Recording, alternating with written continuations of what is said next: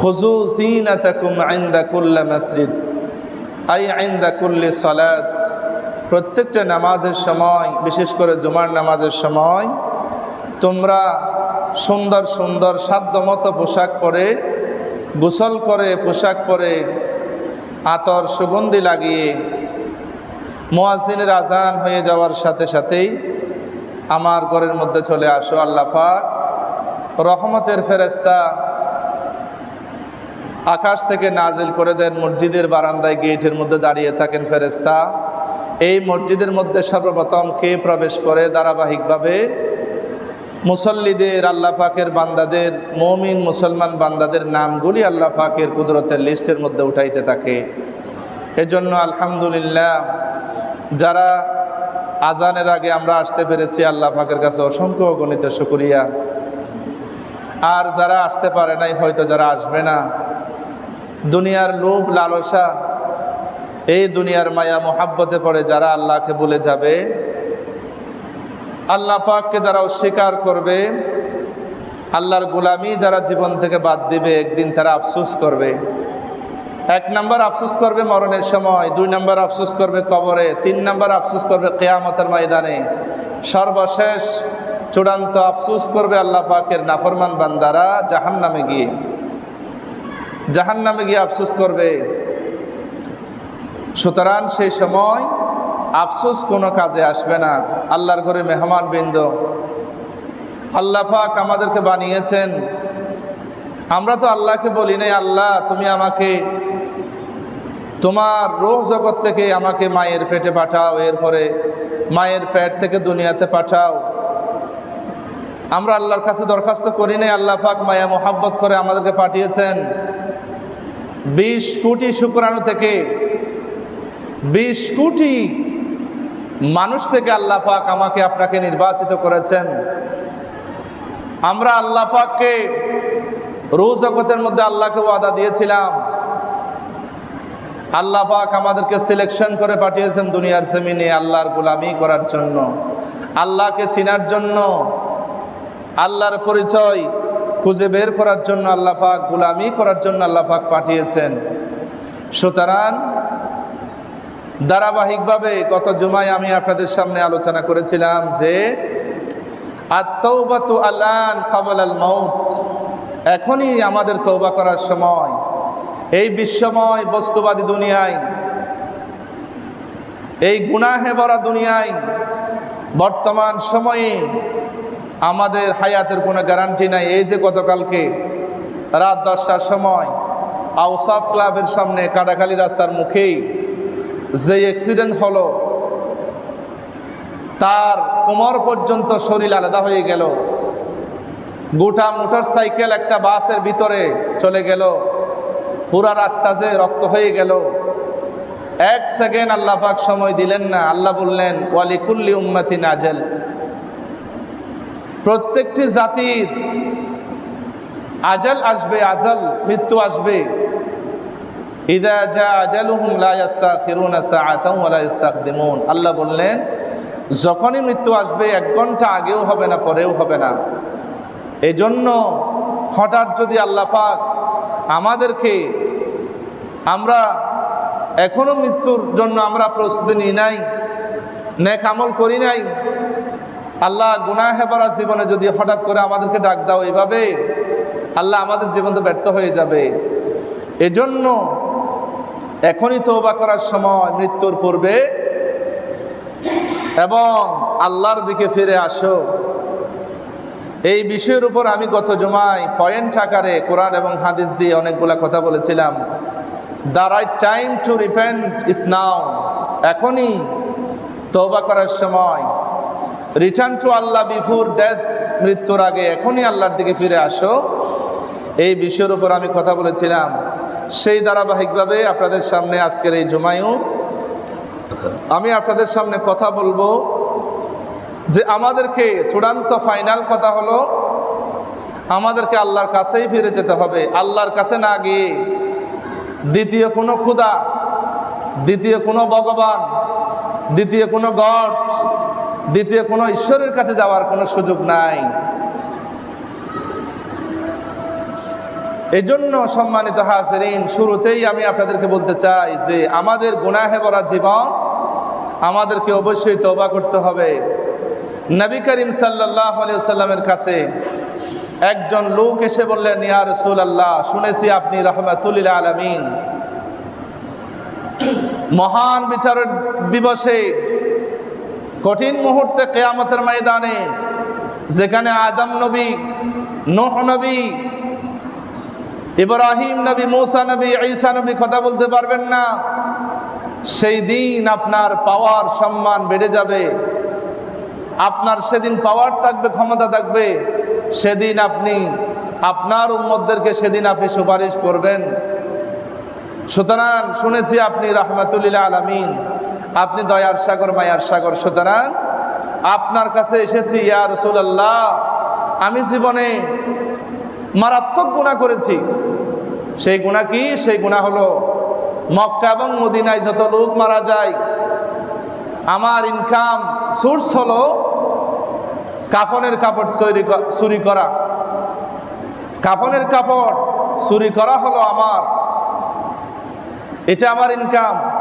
আমি কাফনের কাপড় চুরি করে এই কাপড়গুলি আমি দোকানে বিক্রি করে আমি নিজের পেট চালাই। ইয়া রাসূলুল্লাহ,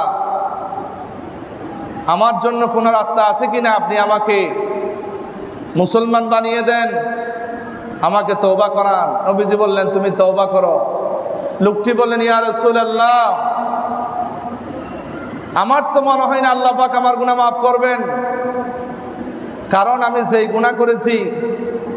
ইয়া রাসূলুল্লাহ, আপনি শুনুন, আমি শুধু কাফনের কাপড় চুরি করি না, দীর্ঘদিন পর্যন্ত যখন মানুষ মারা যাওয়া বন্ধ ছিল, আমার ইনকাম সোর্স যখন বন্ধ হয়ে গিয়েছিল, দীর্ঘদিন পর্যন্ত আমি ক্ষুধার্ত অবস্থায় হঠাৎ করে শুনতে পেলাম একটা মহল্লায় সুন্দরী যুবতী নারী মারা গেল। এরপরে আমি দিনের বেলা মারা গেছে, কখন রাতের বেলা দাফন দিবে, আমি সেই অপেক্ষায় ছিলাম। যখন রাতের বেলা, যখন এশারি নামাজের পরে যখন ওই মহিলাকে যখন দাফন দিল, দাফন দেওয়ার পরে আমি রাতের বেলা, রাতের অন্ধকারে আমি কবরের মধ্যে ঢুকে তাকে আমি তার 5টা কাপড় আমি চুরি করলাম। চুরি করার পরে আমার অন্তরের মধ্যে শয়তান পেয়ে বসলো। আমি তার সাথে জিনা ব্যভিচার করলাম কবরের ভিতরে। এরপরে আমি কবর থেকে বের হওয়ার সময় লাফ দিয়ে হঠাৎ করে একটা আওয়াজ আমার কানে আসলো। হঠাৎ করে একটা কানে আওয়াজ আসলো, মহিলার আওয়াজ। যেই মহিলাকে আমি ব্যভিচার করলাম কবরের ভিতরে, সেই মহিলা আমাকে বলল, ও আল্লাহর নাফরমান বান্দা, আমাকে জীবনে কোন পুরুষ আমাকে দেখে নাই, কোন পুরুষ আমার দিকে চোখ তুলে তাকাতে পারে নাই, কোন চন্দ্র সূর্য আমাকে দেখে নাই, কেউ আমাকে আমার সতীত্ব নষ্ট করতে পারে নাই। আজকে আমি ব্যর্থ, তোমাকে আমি বাধা দিতে পারি নাই। শুনে রাখো আল্লাহর নাফরমান বান্দা, আমি আল্লাহর কাছে দোয়া করি, তোমার জন্য বদদুয়া, আল্লাহ যেন তোমাকে কোনোদিন আল্লাহ ক্ষমা না করেন। এই জঘন্য কথা নবীজি শুনে নবীজি বললেন, তুমি আমার চোখের সামনে থেকে চলে যাও। লোকটা চলে গেল। 40 দিন পর্যন্ত লোকটা কান্না করতে লাগলো, না খেয়ে ক্ষুধার্ত। এই চিন্তায় লোকটি শুকাই গেল, কঙ্কাল হয়ে গেল, শরীরের মধ্যে পোকা ধরে গেল, পোকায় পুরা শরীরটা কেঁদে লাগলো। তারপরে 40 দিন পরে নবীজির দরবারে আবার আসলেন, ইয়া রাসূলুল্লাহ, আপনি যেহেতু আমাকে তাড়িয়ে দিয়েছেন, আমি আর কার দরবারে যাব? দুনিয়ার জমিনে আর কারো দরবারে আমি যাই নাই। আমি শুধু আল্লাহর দরবারে কান্না করেছি। আমি আল্লাহর কাছে বলেছি শুধু, আল্লাহ, আমি গুনাহগার, আমি মুজরিম, আমি ডিফল্টার, আমি অপরাধী, আমাকে মাফ করে দাও। আমি নিজের শরীরে আমি কোনো খাবার দিই নাই, আমি শুকাই গেছি ইয়া রাসূলুল্লাহ, রোগে আমার শরীরটা কেঁদে বসেছে।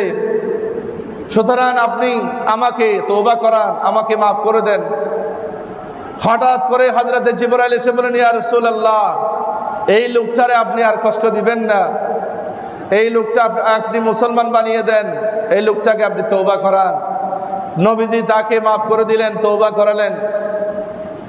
আল্লাহর ঘরে মেহমানবৃন্দ, কত বড় জঘন্য গুনাহ করার পরে মানুষ অনুতপ্ত হয়। আমাদের জীবনটা গুনাহে ভরা। বনি ইসরায়েলের একটা লোক ৯৯টা গুনাহ করেছে। সেই ব্যক্তি আল্লাহর কাছ থেকে মাপ চাইলেন, আল্লাহ পাক তাকে ফাগফারাল্লাহু লাহু, আল্লাহ পাক তাকে মাফ করে দিলেন। আরেকজন মহিলা জিনা করার কারণে গর্ভবতী হয়েছে, নবীজির কাছে তওবা করলেন। এমনকি তাকে জিনার শাস্তি প্রদানকালে তার শরীর থেকে, মাথা থেকে যখন রক্ত বেরিয়ে গেল, মানুষ যখন তাকে তিরস্কার, হিংসা করতে লাগলো, আল্লাহর হাবিবকে জানিয়ে দেওয়া হলো, ও আল্লাহর বান্দারা, যারা এই মহিলাকে তিরস্কার করতেছে, শোনো, যেই মহিলাকে জেনাকারিনী হিসেবে তোমরা তুহমত দিচ্ছ, ব্লেম দিচ্ছ, অপবাদ দিচ্ছ, সেই মহিলার তওবা আল্লাহ পাক এমন ভাবে কবুল করেছেন যে তার শরীরের এক ফোঁটা রক্ত যদি কোনো জাহান্নামীকে যদি জাহান্নামে ফেলা হয়, তার শরীরে একটা রক্তের ফোঁটার কারণে ওই জাহান্নামীদের, সমস্ত জাহান্নামীদেরকে এই রক্তের ফোঁটার বিনিময়ে আল্লাহ পাক মাফ করে দিবেন। সুবহানাল্লাহ। সুতরাং আল্লাহর ঘরে মেহমানবৃন্দ, তার সাথে আমাদের সর্বপ্রথম পরিচয়। এই জন্য মায়ের রেহেমের মধ্যে আল্লাহ পাক আমাকে আপনাকে বড় করলেন। মায়ের রক্তের সাথে, আমার নাভির সাথে তাল লাগিয়ে দিয়ে আল্লাহ পাক আমাদেরকে বড় করলেন। আল্লাহ পাকের দয়া, ওয়াসিয়াত রাহমাতি কুল্লা শাই। আল্লাহ বলেন, ওয়া নাহনু আকরাবু ইলাইহি মিন হাবিলিল ওয়ারিদ। ও বান্দা, তোমার গাড়ির শাহী রোগের চেয়ে অধিক নিকটে আমি আল্লাহ আছি, তুমি আমাকে বলে গেছো। আল্লাহ বললেন ইন্নাল্লাহা কাতাবার রাহমা আলা নাফসিহি। নবীজি বললেন, নিশ্চয়ই আল্লাহ পাক তার বান্দাদেরকে দয়া করবেন দুনিয়াতে। এটা আল্লাহ পাক ওয়াজিব করে নিয়েছেন। দুনিয়ার মধ্যে আপনি যত নাফরমানি করেন, যত জুলুম করেন, মানুষ হত্যা করেন, যত বড় কবিরা গুনাহ করেন, আপনি গির্জায় যান, মণ্ডপে যান, পূজা দেন, আল্লাহর সাথে শিরিক করেন, নাফরমানি করেন, আল্লাহ পাক দুনিয়ার মধ্যে আপনাকে খাওয়াবে, দুনিয়ার মধ্যে আপনাকে আমাকে খাওয়াবে। তার মানে এটা আমার বাহবা বা একেবারে খুশিতে আখ্যান হওয়ার কোনো প্রয়োজন নাই। এই দুনিয়ার মধ্যে হিন্দু প্রসঙ্গক্রমে বলি, যে সমস্ত মানুষগুলো আল্লাহ পাকের বান্দা, আল্লাহ পাক সবাইকে পাইকারি দরে খাওয়াবেন, দুনিয়ার মধ্যে খাওয়াবেন। কিন্তু চোখ দুটা বন্ধ হয়ে যাওয়ার পরে, যখন আপনার রূহ থেকে, সিনা থেকে যখন রূহটা বের হয়ে যাবে, এরপরে আল্লাহ পাকের নিয়ামতের সমস্ত কিছু বন্ধ হয়ে যাবে বদকারদের জন্য, নাউযুবিল্লাহি মিন যালিক, নাফরমানদের জন্য, গুনাহগার বান্দার জন্য সব কিছু বন্ধ হয়ে যাবে। কিন্তু মানুষেরা মনে করে যে এই দুনিয়াটাই আসল জীবন নয়, এই দুনিয়ার পর্দা, চোখের পর্দা, এটা আসল পর্দা নয়। আমরা এই দুনিয়ার পর্দা হলো, এটা হলো 2 নাম্বার পর্দা, এটা হলো ক্ষণস্থায়ী পর্দা, এটা হলো সামান্য একটা পরীক্ষা করার জন্য। পরীক্ষার হলে যেরকম মাত্র 2 ঘন্টা, 3 ঘন্টা, 4 ঘন্টা পরীক্ষা, এতটুকু দুনিয়ার জীবন। কিন্তু আসল জীবন, আসল পাওয়ার আপনার শুরু হয়ে যাবে মৃত্যুর পর থেকে। আপনার চোখে যেমন আমরা লেন্স লাগাই, চোখ যখন ঝাপসা করবে, চোখে যখন সমস্যা হয়ে যায়, ডাক্তাররা আই হসপিটালে গিয়ে লেন্স লাগায়। আল্লাহ পাক দুনিয়ার লেন্স পাল্টাই দিবেন। তারপরে পরকালের লেন্স যখন লাগাই দিবেন, তখন আপনি চিরস্থায়ীভাবে আপনি চোখের এমন পাওয়ার দিবেন, আল্লাহ পাক আপনার 70 বছর, 80 বছরের জীবনের সমস্ত কিছু আয়নার মতো পরিষ্কার হয়ে যাবে। তখন আফসোস করবে, হায় রে, আল্লাহ কি করলাম? লা ইউগাদিরু সাগীরাতান ওয়ালা কাবীরাতান ইল্লা আহসাহা। আল্লাহ, দুনিয়ার জমিনে যত গুনাহ করেছি, আজকে আমার আফসোস ছাড়া কোনো গতি নাই। কি করলাম, কেন করলাম? তখন আপনার চোখের সামনে সব ভাসতে থাকবে। তখন আর ফেরেশতারা রেকর্ড করবে, কিরামান কাতিবিনা ইয়ালামুনা মা তাফআলুন। আল্লাহ বললেন, এখানে আমি রাইটার দিয়েছি, তারা লিখতেছে সব। এরপরে আমাদের হাত কথা বলবে, পা সাক্ষী দেবে। এমনকি শুধু তাই নয়, আল্লাহ বলেন, তোমার জীবনের বালাম বানাবো, তোমার জীবনের হায়াতকে আমি ভিডিও রেকর্ড করব, এরপরে তোমার সামনে দেওয়া হবে। ওয়ামাল্লাহু বিযাল্লামিল লিল আবিদ, আল্লাহ বলেন আমি আমার বান্দার উপরে জুলুম করি না। সুবহানাল্লাহ, সুবহানাল্লাহ। সুতরাং এই দুনিয়ার জীবন যারা বড় মনে করে, দুনিয়ায় যারা নামাজ পড়ে না, দুনিয়ায় যারা মানুষের উপর জুলুম করে, দুনিয়ায় যারা পরিবার চালানোর জন্য যারা নামাজ পড়ার সুযোগ নাই, হারাম ব্যবসা করে, মানুষের উপর জুলুম করে, মানুষের উপরে মানুষের উপর জুলুম করে, এই সমস্ত গুনাহের কাজ যারা করবে, আল্লাহ পাক বলেন ও বান্দা তুমি যত গুনাহ করছো, এই গুনাহগুলি যদি তোমার ছেলে মেয়েরা জানতো, তোমাকে বাবা হিসেবে স্বীকার করতো না। এই গুনাহগুলি যদি তোমার স্ত্রী জানতো, তোমার সাথে ঘর করতো না। এই গুনাহগুলি যদি তোমার বাবা জানতো, তাহলে তোমাকে ত্যায্যপুত্র করতো। এই গুনাহগুলি যদি সমাজ জানতো, সমাজ থেকে বের করে দিত। এমন গুনাহ করেছো তুমি, এরপরও আমি আল্লাহ তোমার গুনাহগুলি মাফ করি, গুমন রাখি। এরপরে দৈনিক ডেলি 5 বার তোমাকে ডাকি, আসো। ফজরের নামাজের সময় আমরা নামাজ না পড়ে ঘুমিয়ে যাই, আরামসে ঘুমাই, শয়তানের দোকায় পড়ে আমরা ঘুমাই। 2 মিনিট, 5 মিনিট, 10 মিনিট আমার দরবারে আসো। আল্লাহ পাক শেষ সাথে চলে আসেন, হাল মিন মুস্তাগফিরিন ফাগফারা লাহু। ও আমার বান্দা, গুনাহ করছো, কোনো সমস্যা নাই, গুনাহ করছো, কোনো সমস্যা নাই, আমার কাছে মাপ চাও, তওবা করো, আমি আল্লাহ তোমার তওবা কবুল করব। এইভাবে করে আল্লাহ ডাকেন, এভাবে আল্লাহ ডাকেন, হাল মিন মুস্তাগফিরিন ফাগফারা লাহু, হাল মিন মুস্তারজিকিন, রিজিক লাগবে, আর্থিকভাবে কষ্টে আছো, কোনো সমস্যা নেই, আমি আল্লাহ তোমাকে রিজিকের মধ্যে বরকত দিয়ে দেব, খেয়ে তুমি শেষ করতে পারবা না। সুবহানাল্লাহ, সুবহানাল্লাহ।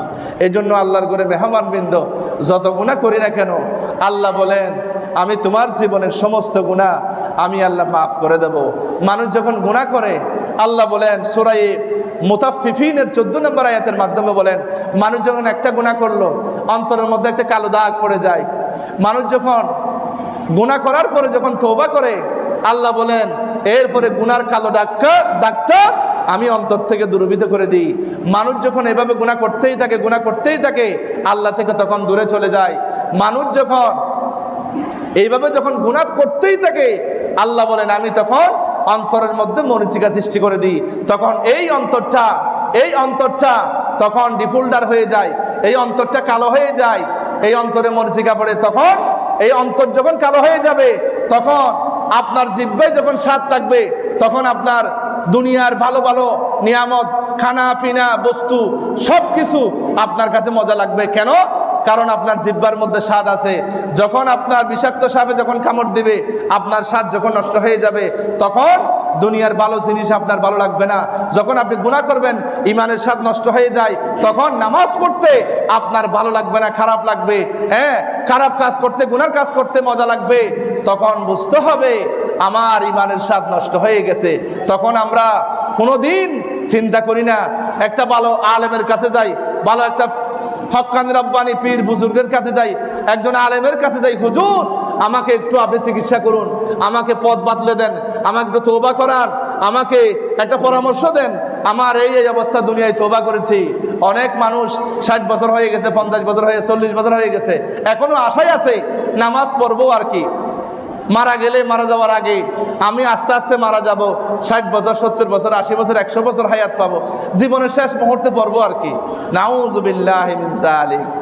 এরপরে এই আশায় যারা থাকবে, আশায় যারা বুক বেঁধে থাকবে, আল্লাহ পাক তাদেরকে হয়তো সময় দিবে না। এজন্য আল্লাহ বলেছেন, আমার কথা নয়, ওয়ামা তাদরি নাফসুন, তুমি জানো না বিআইয়ি আরদিন তামুত, কোন জায়গায় তোমার মরণ হবে। এই যে আউসাফ ক্লাবের সামনে অ্যাক্সিডেন্টে সেই ব্যক্তি আজকে জুমাবার, সে ছুটিতে আসতেছে বাড়িতে, নিজের বাড়িতে, পরিবারে ঢোকার মতো আল্লাহ পাক সময় দেয় নাই। এজন্য আল্লাহর ঘরে মেহমানবৃন্দ, সময় আল্লাহ পাক হয়তো আপনাকে নাও দিতে পারে। এজন্য ইমানদার মুমিন মুসলমানের উচিত সব সময় আল্লাহর মৃত্যুর জন্য প্রস্তুত থাকা, আমার নিজের গুনাহ থেকে নিজেকে মুক্ত রাখা, আল্লাহর দিকে ফিরে আসা। এজন্য আল্লাহ পাক বলেন, আল্লাহ রাব্বুল আমিন বলেন, কাল্লা বাল রানা আলা কুলুবিহিম মা কানু ইয়াকসিবুন। গুনাহমুক্ত জীবন যাপন করম। গুনাহের ভয়াবহ পরিণতির মধ্যে 1 নম্বর আল্লাহ পাক বললেন, গুনাহ করলে পরে অন্তরটাকে আল্লাহ পাক কালো করে দেন। আল্লাহ বলেন রানা আলা কুলুবিহিম, তাদের অন্তরসমূহের মধ্যে আমি আল্লাহ মরিচিকা সৃষ্টি করে দিই। মরিচিকা আসলে পরে গুনার সৃষ্টি হয়ে যাবে, গুনাহ করতে করতে ইবাদতের ঈমানি স্বাদ নষ্ট হয়ে যায়। শয়তান তখন খুশি হয়ে যায়, শয়তান তখন খুশি হয়ে যায়। আল্লাহ পাক বলেন আমার প্রকৃত মুমিন বান্দা যারা, শয়তান তাদেরকে গুমরাহ করতে পারে না। আল্লাহ পাক বলেন ইন্না ইবাদি লাইসা লাকা আলাইহিম সুলতান ইল্লা মান ইত্তাবাআকা মিনাল গাওয়িন। আল্লাহ বলেন ও আমার বান্দারা, আমার প্রকৃত মুমিন বান্দা যারা, যাদের ইমানি শক্তি বেশি, আমি আল্লাহকে ভয় করে যারা জীবন পরিচালনা করে, তাদেরকে শয়তান গোমরাহ করতে পারে না, ওয়াসওয়াসা দিতে পারে না, আমার গোলামি থেকে দূরে রাখতে পারে না। তবে যারা শয়তানের গোলামি করবে তারা পদভ্রষ্ট হয়ে যাবে, শয়তানের গোলাম হয়ে যাবে, নাউজুবিল্লাহ। সুতরাং গুনাহের ভয়াবহ পরিণতির মধ্যে একটা হলো গুনার কারণে অন্তরের মধ্যে কালো দাগ পড়ে যাবে। যখন কালো দাগ পড়ে যাবে বুঝতে হবে আল্লাহ যেহেতু আমাকে আমার মাধ্যমে গুনাহ করাইতেছে, বুঝতে হবে আল্লাহ আমার উপরে রাগান্বিত, আল্লাহ আমার উপর রাজি খুশি নাই, বুঝতে হবে। এজন্য নবীজি বললেন যদি কোনো মুমিন মুসলমানকে যদি ভালো কাজের মাধ্যমে যদি মানসিক প্রশান্তি পাওয়া যায়, কিছু কিছু মানুষ আছে যেমন জুমার নামাজে আসলে মাহফিলে গেলে ভালো মাহফিলে গেলে শান্তি পায়, আর কিছু মানুষ আছে সিনেমায় গেলে, তারপরে জেনা ব্যভিচার করতে গেলে, তারপরে গান বাজনা বিভিন্ন বেহায়াপনার মধ্যে গেলে শান্তি পায়। দুইজনের শান্তি কিন্তু আলাদা, ভিন্ন জিনিস। এই জন্য একজনের শান্তির কারণে আল্লাহ খুশি, আর একজনের শান্তির কারণে আল্লাহ পেছার। এই জন্য আমাদেরকে গুনাহমুক্ত জীবন যাপন করতে হবে। আল্লাহ বলেন যদি গুনাহ করো, নবীজি বলেছেন গুনাহ করার কারণে রিজিকের বরকত থেকে সে মাহরুম হয়ে যায়। নবীজি বললেন ইন্নাল আবদা লা ইউহরামুর রিজকা বিযামবি ইউসিবুহু, গুনাহের কারণে আপনার রিজিকের বরকত, আয় রোজগারের বরকত আল্লাহ পাক উঠাই নেবেন। অনেকে বলে হুজুর আমাদের ইনকামের মধ্যে বরকত নাই, অনেক টাকা ইনকাম করি কিন্তু কে কুলাইতে পারি না, চলে যায়।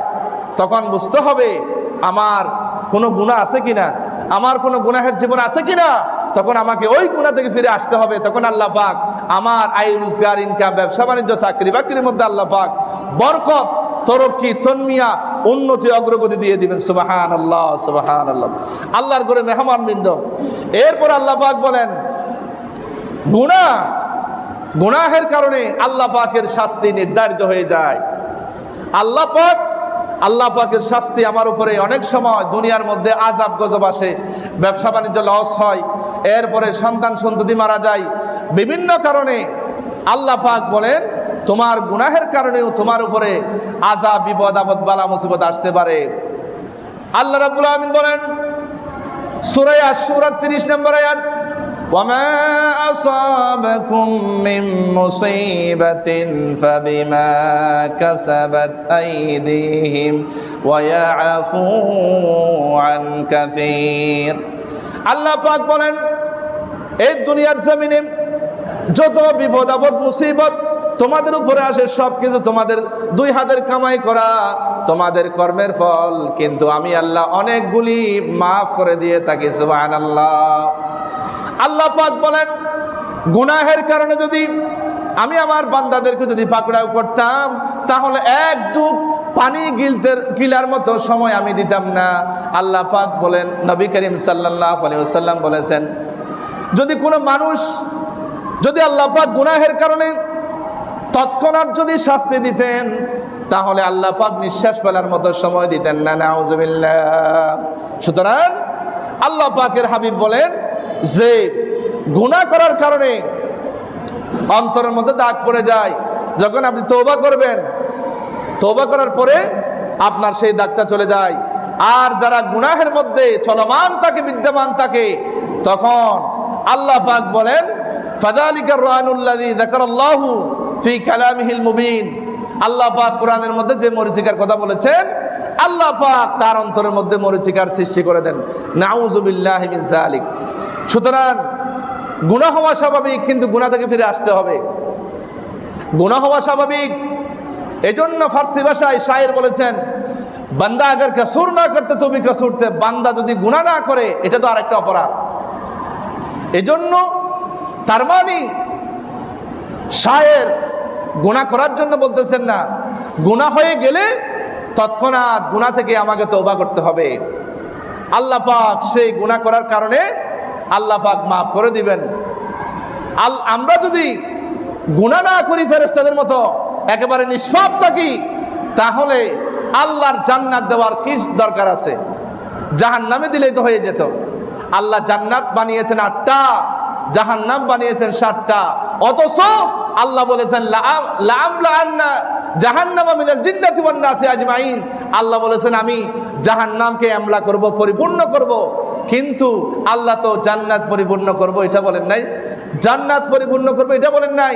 কিন্তু আল্লাহ জান্নাত বানিয়েছেন 8টা, কিন্তু জাহান্নাম বানিয়েছেন 7টা। তার মানে আল্লাহর দয়া বেশি, জাহান্নামে মানুষ বেশি যাবে। এরপরেও আল্লাহ বোঝাতে চান, ও বান্দা, আমি তো আগেই জান্নাত 8টা বানিয়েছি তোমাদের জন্য। আমি তোমাদেরকে জাহান্নামের আগুনে জ্বালাবার জন্য তোমাদেরকে বানাই নাই, আমি তোমাদেরকে জান্নাতে দিয়েছিলাম। তোমাদের পিতা আদম এবং হাওয়া আলাইহিস সালাতু ওয়াস সালামের মাধ্যমে জান্নাতে তোমাদেরকে দিয়েছি, জান্নাত দেখিয়েছি। জান্নাতের নিয়ামত আলেমরা কোরআনের মাধ্যমে বর্ণনা করে থাকেন। নবীজি বলেছেন এই জান্নাতে দেওয়ার জন্য আল্লাহ পাক মুমিন মুসলমান বান্দাদেরকে বানিয়েছেন। সুবহানাল্লাহ, সুবহানাল্লাহ। সুতরাং আল্লাহ পাকের দয়া মোহাব্বত সবচেয়ে বেশি।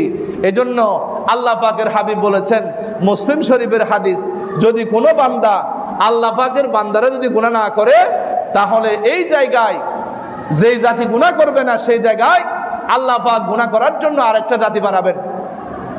গুনাহ করবে তারা, তারপরে আল্লাহর কাছে মাপ চাইবে, আল্লাহ তখন তাদের গুনাহ মাফ করবেন। অর্থাৎ আল্লাহ পাক বান্দাদের গুনাহ ক্ষমা করার জন্য আল্লাহ পাক সবচেয়ে বেশি আনন্দ ভোগ করেন। সুবহানাল্লাহ, সুবহানাল্লাহ। আমার কথা নয়, আল্লাহর করে মেহমানবৃন্দ। নবীজি বললেন লাল্লাহা আশাদ্দু ফারাহান বিতাওবাতি আবদি। নবীজি বলেছেন আল্লাহ পাক সবচেয়ে বেশি খুশি হয় যখন আল্লাহ বান্দাদের গুনাহ মাফ করে দেন। সুবহানাল্লাহ, সুবহানাল্লাহ। আল্লাহর ঘরে মেহমানবৃন্দ, এজন্য গুনাহ হবে, কিন্তু এই গুনাহ থেকে আমাদেরকে ফিরে আসতে হবে, এমনভাবে ফিরে আসতে হবে। আবার গুনাহ দুবার তকরার করা যাবে না, রিপিট করা যাবে না। এজন্য আল্লাহ পাক রহমতের বাণী শোনাচ্ছেন, ও বান্দা, যত গুনাহ করো না কেন, যত বড় গুনাহ আছে আমি সমস্ত গুনাহ মাফ করে দেব। কত বড় আয়াত আল্লাহ পাক বললেন, সূরা জুমারের 53 নম্বর আয়াতে বললেন, আল্লাহ রাব্বুল আমিন বলেন, قل يا عبادي الذين اسرفوا على أنفسهم لا تقنطوا من رحمة الله إن الله يغفر الذنوب جميعا إنه هو الغفور الرحيم। ও আমার বান্দা, হে নবী আপনি বলে দেন, ইয়া ইবাদি, আল্লাহ পাক সেখানে বান্দাদেরকে বললেন, ও আমার বান্দারা, আল্লাযীনা আসরাফু, যারা গুনাহ করেছো, নিজের উপর জুলুম করেছো, নিজেকে জাহান্নামী বানিয়েছো, লা তাকনাতু মির রাহমাতিল্লাহ, হতাশ হবে না, নিরাশ হবে না। হতাশ হবে না, নিরাশ হবে না, নার্ভাস ফিল করবে না, ডিপ্রেশনে ভুগবে না। তুমি আমার কাছে আসো, নামাজ পড়ো নাই, ফজরের নামাজের আগে উঠে যাও, তাহাজ্জুদ পড়ো, তখন সমস্ত সৃষ্টি যখন ঘুমিয়ে যাবে আমার কাছে এসে মাপ চাও, আমার কাছে এসে মাপ চাও। দুনিয়ার জমিনে কোনো বাবা বলবে না বাবা আমার কাছে অপরাধ করেছে মাপ চাও, মাফ করে দেব। দুনিয়ার কোনো বাবা বলবে না, মা বলবে না, দুনিয়ার কোনো মেম্বার চেয়ারম্যান বলবে না, এমপি সাহেব বলবে না, গুনাহ করেছো আমার কাছে মাপ চাও, আমি তোমাকে মাফ করে দেব। এরকম দুনিয়ার জমিনে দয়ালু মায়ালু কেউ নাই। আল্লাহর চেয়ে দয়ালু মায়ালু মায়ার সাগর এই দুনিয়ার জমিনে আর কেউ নাই।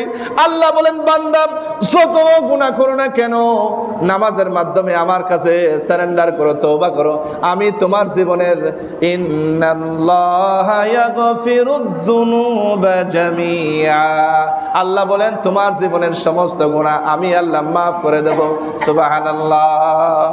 সুতরাং আল্লাহ বলেন ও আমার বান্দারা যত গুনাহ করো না কেন, গুনাহ করে কোথায় যাবা? গুনাহ করে কোথায় যাবা?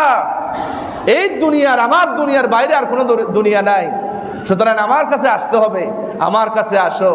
আল্লাহ বলেন যে যত গুনাহ করো না কেন তুমি আমার কাছে আসো, আমি আল্লাহ মাফ করে দেব। আল্লাহর ঘরে মেহমান বিন্দম এই মুহূর্ত আল্লাহর কাছে আসতে হবে, কারণ আমরা দিন দিন আমার হায়াত যত বৃদ্ধি পাচ্ছে তখন আমরা কবরের দিকে যাচ্ছি, আল্লাহর দিকে যাচ্ছি, আল্লাহর কাছে যাচ্ছি। আল্লাহর কাছে সন্নিকটে আমরা দিন দিন মোমবাতির মতো, মোমবাতি যদি জ্বালান, মোমবাতি যেমন আপনার জ্বলে জ্বলে শেষ হয়ে যায়, দিন দিন আমি বড় হচ্ছে, আমার হায়াত বৃদ্ধি পাচ্ছে। আমার হায়াত যত বৃদ্ধি পাচ্ছে তত আমি দুনিয়ার বিষার মিয়ার শেষ হয়ে যাচ্ছে, আল্লাহর নিকটবর্তী হয়ে যাচ্ছে। সুবহানাল্লাহ। এই জন্য আল্লাহর ঘরে মেহমান বিন্দু আল্লাহ পাক বলেন আমি আমার বান্দার গুনাহ মাফ করব। হে নবী আপনি বলে দেন নব্বি ইবাদি, আল্লাহ বলেন আমার বান্দাদেরকে খবরটা সুসংবাদ দিয়ে দেন, জানিয়ে দেন আনাল গফুরুর রহিম। হে নবী আপনি জানিয়ে দেন আমার বান্দার জন্য আমি গফুরুর রহিম, আমি ক্ষমাশীল দয়ালু, আমার বান্দার জীবনের গুনাহ আমি আল্লাহ মাফ করে দেব। সুবহানাল্লাহ। শুধু তাই নয়, আল্লাহ পাক আরেক আয়াতের মধ্যে বলেন আমরা যদি আল্লাহকে বলি আল্লাহ তুমি আমাদেরকে মাফ করে দাও, কারণ আমরা হলাম তোমার বান্দা, এই কথা আল্লাহ পাক কোরআনের মধ্যে বলেছেন। আমরা যেন আল্লাহকে বলি আয় আল্লাহ আমরা তোমার বান্দা, তোমার বান্দা ছাড়া আর কারো বান্দা নই, আমরা তোমার গোলাম আল্লাহ, সুতরাং তুমি আমাদের জিন্দেগির গুনাহ মাফ করে দাও। এইভাবে করে আল্লাহ পাক কিভাবে আল্লাহর কাছ থেকে চাইতে হবে আল্লাহ পাক সমস্ত এই কোরআনের মাধ্যমে আল্লাহ পাক সব কিছু আমাদেরকে শিখিয়ে দিয়েছেন। আল্লাহ পাক বলেন তুআযিবুহুম ফাইন্নাহুম ইবাদুক ওয়া ইন তাগফির লাহুম ফাইন্নাকা আনতাল আজিজুল হাকীম। আল্লাহ পাক বলেন আয় আল্লাহ তাআলা তুমি যদি তাদেরকে শাস্তি দাও, আয় আল্লাহ তারা তো তোমার বান্দা, আর যদি তাদেরকে মাফ করে দাও তুমি দয়ালু ক্ষমাশীল। সুবহানাল্লাহ, সুবহানাল্লাহ। সুতরাং আল্লাহ পাক বলেন যে যত গুনাহ করো না কেন আমার কাছে মাফ চাও, ফিরে আসো, আমার দিকে আসো। আর রুজু ইলাল্লাহ, you should return to your lord, তোমার উচিত তোমার রবের দিকে ফিরে যাওয়া, কারণ আল্লাহর কাছ থেকে আমরা এসেছি, আবার আল্লাহর কাছে চলে যাব। আল্লাহকে কিভাবে আমরা অস্বীকার করব? এই জন্য আল্লাহ বলেন নবী করিম সাল্লাল্লাহু আলাইহি ওয়াসাল্লাম বলেছেন তওবার মাধ্যমে আল্লাহ বেশি খুশি হন। আল্লাহু আশাদ্দু ফারহান বিতাওবাতি আবদিহি মিন আহাদিকুম বিদাল্লাতিহি ইযা ওয়াজাদাহা। মানুষ যখন গুনাহ করে, গুনাহ করার পরে যখন আল্লাহর কাছে আসে তখন আল্লাহ সবচেয়ে বেশি খুশি হয়। সুবহানাল্লাহ, সুবহানাল্লাহ। দুনিয়ার সমস্ত অফিস বন্ধ হয়ে যায়, দুনিয়ার অফিস সকাল 10টা থেকে 4টা পর্যন্ত সমস্ত অফিস বন্ধ হয়ে যায়। অফিসের টাইমের পরে আপনি সরকারি অফিস, দুনিয়ার অফিস বন্ধ হয়ে যায়। আল্লাহ পাকের অফিস আদালত আল্লাহ বন্ধ করেন নাই, 24 ঘন্টা খোলা, আমার দরজা খোলা। অনেক মানুষ আছে মসজিদে ঢুকতে দেয় না, আমাদের মসজিদ ঠিক আছে, অনেক মসজিদ আছে মসজিদের লাইট ফ্যান জ্বালায় না বাহিরে, তারপরে মসজিদ অনেক সময় বন্ধ থাকে, পায়খানা পেশাব বন্ধ, টয়লেট বন্ধ। নাউযুবিল্লাহি মিন যালিক। এরকম জঘন্য কাজ করবেন না, জঘন্য কাজ করবেন না। টাকা দিবেন সদকায়ে জারিয়া হিসেবে সওয়াব পাবেন। কোনো মানুষ যদি টয়লেট করে মসজিদের সুযোগ সুবিধা দিবেন। একটা মানুষ অনেক দূর থেকে আসছে, মুসাফির, কোথায় যাবে সে? আপনার ঘরে তো যেতে পারবে না, আপনার ঘরে ঢুকলে আপনি বলবেন ডাকাত চোর। এজন্য আল্লাহর ঘর উন্মুক্ত রাখতে হবে, মানুষ যারা বুঝে না। এজন্য আল্লাহর ঘরে মেহমান বিন্দ আল্লাহ পাকের দরজা খোলা, আল্লাহ পাকের রহমতের দরজা খোলা। আল্লাহ বলেন ওয়াসিয়াত রাহমাতি কুল্লি শাই। আল্লাহ বলেন ইন্না রাহমাতাল্লাহি সাবাকাত আলা গাদাবিহি। আল্লাহ পাকের লানত গজবের চেয়ে রহমত বেশি। এই জন্য আল্লাহর কাছে ফিরে আসতে হবে। যখন কোনো বান্দা মসজিদে আসে, আমরা যখন কোনো মুসল্লি বেনামাজি যখন আসে, আমাদের ভালো লাগে, মাশাআল্লাহ লোকটা এতদিন নামাজ পড়ে না, এখন নামাজ পড়তেছে, ভালো লাগে। আল্লাহ বলেন, যখন আমার গুনাহগার বান্দা যখন মসজিদে আসবে, আমার রহমতের নজর দিয়ে আমার সেই অপরাধী বান্দাদেরকে আমি চেয়ে থাকি। সুবহানাল্লাহ। সুতরাং আল্লাহর করে মেহমান বিন্দু অনেক ছোট ভাই আছে মসজিদে বসে বসে খালি কথা বলে, মাথায় টুপি নাই, মাথায় টুপি দিবেন। মাথায় এই যে পাগড়ি দিলাম, এটা নামাজের অংশ না হোক, কিন্তু অন্তরের মধ্যে প্রশান্তি আসে, আল্লাহর একটা ভয় আসে। এই জন্য মাথায় অন্তত টুপিটা দিবেন, মাথায় টুপি দিবেন। হ্যাঁ, পারলে পাঞ্জাবি পরবেন, পারলে জুব্বা পরবেন। অনেক মানুষ আছে জুব্বা পরে না, অনেক মানুষ আছে জুব্বাগুলো দান করে দেয়, তারপরে মেয়েদের ব্লাউজের মধ্যে শার্ট কতগুলো পরে আল্লাহর করে তারপরে আসে। নাউজুবিল্লাহ। কেন ভাই? জুব্বা পরবেন, পাঞ্জাবি পরবেন, এগুলো হলো মুসলমানদের সবচেয়ে বড় সংস্কৃতি, মুসলমানদের সবচেয়ে আইডেন্টিটি হলো, মুসলমানদের আসল পরিচয় হলো এই পোশাক, পাঞ্জাবি, জুব্বা, সাদা পোশাক পরবেন। এইগুলা অনেক সময় আমরা খেয়াল করি না, অনেক সময় আমরা আল্লাহকে ডাকতে পারি না, অনেক সময় বলি আল্লাহ, আল্লাহ না, আল্লাহকে ডাকবেন আল্লাহ। অনেক সময় আল্লাহকেও ডাকতে পারি না, আল্লাহকে আমরা সুন্দর করে ডাকতে পারি না, আমরা বলি আল্লাহ, আল্লাহ না, আল্লাহ বলতে হবে। এই জন্য সম্মানিত হাজিরিন, আল্লাহর ঘরে মেহমান বৃন্দ, সময় শেষ। আমি আপনাদের খেদমতে এই জুমায় আরজ করলাম যে আল্লাহ পাকের রহমতের দরজা খোলা। যত বড় অপরাধী হোক, যত বড় অপরাধী হোক, দুনিয়ার মধ্যে ওয়ারেন্ট এসে যায়, কিন্তু আল্লাহ পাকের ওয়ারেন্ট আসবে না। আল্লাহ পাকে তওবার দরজা, মাফের দরজা খোলা রেখেছেন। সুবহানাল্লাহ, সুবহানাল্লাহ। আল্লাহ পাক আমাদের সবাইকে বোঝার তৌফিক দান করুক, আমিন। ওয়াসসালামু আলাইকুম ওয়া রাহমাতুল্লাহি ওয়া বারাকাতুহু।